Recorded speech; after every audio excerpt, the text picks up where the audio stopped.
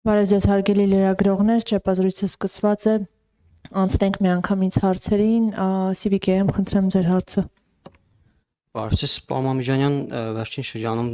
տեսնում ենք, որ հանրային հարթակ է դուրս եկել Ռոբերտ Քոչարյանի համակիների եւ Սերժ Սարգսյանի կողմնակիցների եւ թիմակիցների միջև տարաձայնությունները։ Ռոբերտ Քոչարյանի թիմից նշում են, որ պատճառը սկսվել է Քոչարյանի ասուլիսից, միաժամանակ մեղադրում են ձեզ, որ Սերժ Սարգսյանին եւ նրա թիմին, որ 2008 թվականից սկսած այդ հակաքարոզը Քոչարյանի ուղղությամբ սկսվել է։ Պարոն Մամեջյան, ինչպես կպատասխանեք, արդյոք Սերժ Սարգսյանն եւ նրա թիմակիցները 2008-ից հետո Քոչարյանի նկատմամբ այդ հակաքարոզը արել են իրոք եւ ինչու համար դա այդպես է եւ ձեր կարծիքով ինչու սկսվեց դա հանրային կերպով արտահայտվել, արդյոք Քոչարյանի ասուլիսներ պատճառը։ Ես այդ երկու հարցերին էլ բազմաթիվ անգամներ անդրադարձել եմ եւ ոչ միայն ես, հաշվի առնելով CVK-ի, ես անցած անգամ էլ էիք նմանօրինակ մի հարց տվել ուրիշ թեմայով, մոտ նույն պատասխանն եք հիմա ստանալու։ CVK-ը այն հարթակը չի, որում ես կքննարկեմ այս կամ այն տարաձայնությունները այս կամ այն ընդդիմադիր ուժի հետ։ Եթե CVK-ը անհանգստանում է, որ մենք կշեղվենք Փաշինյանի ստերը եւ հակապետական գործունեությունը քննադատելուց կապված այս տարաձայնությունների հետ, ապա անհոգ եղեք, մեր մասնավորապես հանրապետականի ռեսուրսը առավել քան կբավարարի եւ այն գործընթացների համար, մանավանդ որ հանրապետականի համար առաջնահերթությունը իշխանապողությունն է ու Փաշինյանի ստերի մերկացումը։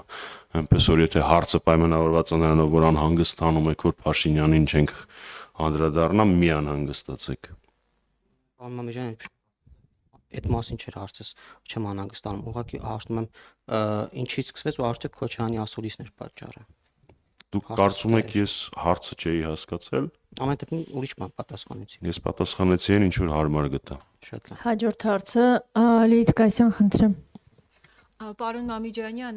Ալեն Սիմոնյանը իր վերջին ճեպազրույցում լրագրողների հետ ասաց, որ իշխանությունը քայլեր անում է գերիների ազատ արձակման հետ կապված, բայց պետք չի այնպիսի քայլեր անել, որ տեսանելի լինի, դա գուցե process-ին խանգարի։ Ըստ ձեզ իշխանությունը անտեսանելի քայլեր անում է, թե ոչ, կամ տեսանելի, եւ ընդհանրապես քայլեր անում է, եւ գուցե անում է, իսկ Ադրբեջանը չի բավարարում այդ քայլերը։ Մերսի։ Տեսեք, նախ այսօր առավոտյան Վարդանյանների ընտանիքի փաստաբանը, որը ըստ իր ներկայացրած տվյալների 20-ից ավել տարվա փորձ ունի նման գործընթացների, զարմանք էր արտահայտում, որ երբևէ չի տեսել մի երկրի կառավարություն, որը այսպես վարվի այս հարցում։ Սա ես մեջբերում եմ մասնագետի կարծիք, սա քաղաքական խոսույթ չի, սա մասնագիտական խոսույթ է։ Այսինքն, եթե կան մարդիկ, որոնք համարում են, որ ընդդիմությունն է միայն քննադատում, ոչ, միայն ընդդիմությունը չի, նաև մասնագետները, ընդ որում են մասնագետը, որ դրանով զբաղվում է այս պահին։ Դա առաջինը, երկրորդ հնարավորությունը օգտագործելով մարդասիրական տեսանկյունից, պարոն Վարդանյանի առողջության տեսանկյունից, չգիտեմ կհասնի հորդորը թե չէ, բայց հայրենասեր հայերին պետք է որպեսզի պարոն Վարդանյանը ողջ առողջ վերադառնա Բաքվից։ Ուստի նորից եմ ասում, չգիտեմ կհասնի իրեն այս կոչը թե չէ, բայց ամեն դեպքում մարդասիրական տեսանկյունից լավ կլինի, որ պարոն Վարդանյանը իր առողջության տեսանկյունից դադարեցնի հացադուլը։ Ես հասկանում եմ, որ դա քանի որ պետությունը ոչինչ չի անում, պարոն Վարդանյանը Բաքվում գտնվելով ստիպված է այս պայքարի մեթոդը օգտագործել, բայց մեզ բոլորիս հայերիս անհրաժեշտ է, որպեսզի պարոն Վարդանյանը եւ մյուս գերի տղաները անվտանգ առողջ վերադառնան հայրենիք։ Սա մարդասիրության տեսանկյունից։ Տեսանելի, անտեսանելի վնաս կտա այդ այնքան հին, այնքան պարզունակ քողարկումներ են անգործության, դրանց նույնիսկ անդրադառնալ իմաստ չեմ տեսնում։ Իրենք անդադար նշում են սկզբնական թիվը գերիների ու բերում են հիմիկվա թիվը, նախ ես քպեական չեմ, ես մարդկանց կյանքերը ստատիստիկ տվյալների չեմ վերածում։ Փաշինյանն չէ ազգային ժողովի ամբիոնից ասել, որ այսքան զոհեր ունենք պլյուս մինուս այսքան։ Այդպես են իրանք մարդու կյանքին վերաբերում, ես այդպես ասել չեմ կարող։ Մեկ, երկրորդ, դե որ խոսում է նախորդ շրջանում գերիների վերադարձից, մի հատ էլ հիշեցնեմ։ Նոյեմբերի 9-ից սկսած Ադրբեջանը 20 թվականի նոյեմբերի 9-ից սկսած Ադրբեջանը իր պահանջներից մեկն էր ականապատ տարածքների քարտեզները 9-ից սկսած ինքը կես տարի այդ քարտեզները չտվեց ու տվեց 21 թվականի արտահերթ ընտրություններից առաջ որպեսզի օգտագործի դա որպես քաղաքական դիվիդենդ այդ հենց եք գերի բերում ինչ վերաբերվում է գնահատականներին գործողությունը արվում է թե չէ առհասարակ ցանկացած գործողություն գնահատվում է արդյունքով։ Այդ մարդկանց տանջամահ են անում։ Եթե վարչապետի աթոռին նստածից չպիտի լինի պահանջը, բողումից պիտի լինի պահանջը, այդ մարդիկ Հայաստանի Հանրապետության քաղաքացիներ են։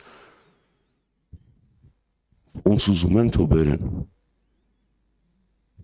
Դա իրանց խնդիրներն է։ Մենք ընդդիմությունը այդ մասով այն բոլոր լծակները, որոնք ունի, կիրառում է միջազգային կապեր, այդ թվում նաև ակցիաներ, այսինքն եղել են դեպքեր, երբ այդ հարցը ընդդիմության հանրապետականի կազմակերպված գործողությունների արդյունքում, երբ որ միջազգային հյուրեր ենք Հայաստանում ունենում, ոչ միայն իրենց հետ հանդիպման ժամանակ ենք դրա մասին խոսում, այլ նաև փողոցում ակցիա է դրա հետ կապված տեղի ունենում ավելի շատ լսելիություն ապահովելու համար։ Այնպես որ ամեն ինչը գնահատում են արդյունքով։ Ներկայացեք, խնդրեմ ձեր հարցը։ Գորյուն Սիմոնյան, Եվրոմեդիա 24, պարոն Մամիջանյան, ակնհայտ է, որ խորհրդարանական երկու խմբակցությունների միջև կա խզում։ Ես ուզում եմ հարցնել, ինչ է կարծում, դա հաղթահարվելու է եւ կրկին կոնսոլիդացիա լինելու է, որտեվ արդեն եղանակները տաքանում են եւ հնարավոր է, որ փողոցային պայքար լինի։ Ընդդիմությունը միասնաբար կկանգնի փողոցում։ Պարոն Սիմոնյան, նախ ես ձեր հարցի ձևակերպման հետ բացարձակ համաձայն չեմ։ Խորհրդարանական երկու խմբակցությունների միջև խզում չկա։ Բացարձակ չկա։ Դուլտուր նախագահ Քոչարյանի աջակիցների մեջ կան մարդիկ, որոնք պարզվեց, որ այս 7 տարի է տիրաժավորում էին այն սուտը, այն ստերի կծիկը, որը ձեռնտու է բացառապես Նիկոլ Փաշինյանին։ Պարզվեց, որ նախագահ Քոչարյանի աջակիցների մեջ կան մարդիկ, ովքեր դա տիրաժավորում են։ Ու պարզվեց, որ այդ մարդկանցից մեկը նախագահ Քոչարյանի գրասենյակի ղեկավարն է։ Ինչ վերաբերվում է փողոցային պայքարին, գիտեք, Հանրապետականը ունի մի սկզբունք։ Մենք մեր պարտականությունը հայ ժողովրդի առջև եւ ամենակարևորը ինքներս մեր առջև որպես Հայաստանում գրանցված առաջին հասարակաքաղաքական միավոր որպես մի կուսակցություն, որը ղեկավարել են Աշոտ Նավասարդյանը, Անդրանիկ Մարկարյանը, Վազգեն Սարգսյանը, այժմ Սերժ Սարգսյանը,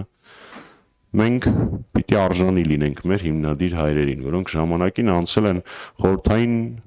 բռնաճնշումների մամլիչի միջով, ունենալով մեկ գաղափար՝